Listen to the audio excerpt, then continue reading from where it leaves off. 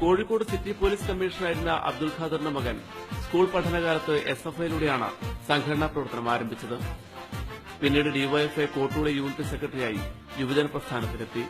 Kozhikode town മേഖലാ secretary, block secretary, ജില്ലാ president, ജില്ലാ സെക്രട്ടറി, സംസ്ഥാന ജോയിന്റ് സെക്രട്ടറി, അഖിലേന്ത്യാ ജോയിന്റ് സെക്രട്ടറി എന്നിങ്ങനെ പടിപടിയായി വളർന്നാണ് റിയാസ് ഇപ്പോൾ ഇന്ത്യയിലെ പൊരുതുന്ന യുവജന പ്രസ്ഥാനത്തിന്റെ അമരക്കാരനായത്.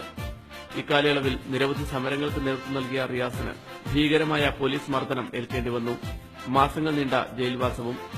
2009 കോഴിക്കോട് നിന്ന് ലോക്സഭയിലേക്ക് മത്സരിച്ചെങ്കിലും നിസ്സാര വോട്ടുകൾക്ക് പരാജയപ്പെട്ടു. ഫറൂഖ് കോളേജിലെ ഡിഗ്രി പഠനകാലത്ത് യൂണിവേഴ്സിറ്റി തലത്തിലെ ചെസ് ചാമ്പ്യനായിരുന്നു റിയാസ്. കഴിഞ്ഞ ഭരണകാലത്ത് യുവജനക്ഷേമ ബോർഡ് മെമ്പറായിരുന്നു. താഴെത്തട്ടിൽ നിന്നും അനുഭവങ്ങളുടെ കരുത്തിൽ മുഹമ്മദ് റിയാസ് ഡിവൈഎഫ്ഐ ദേശീയ നേതൃത്വത്തിലേക്ക് എത്തുമ്പോൾ നാട് പ്രതീക്ഷയോടെ ഉറ്റുനോക്കുകയാണ് ഈ യുവ പോരാളിയെ. News bureau, Kozhikode.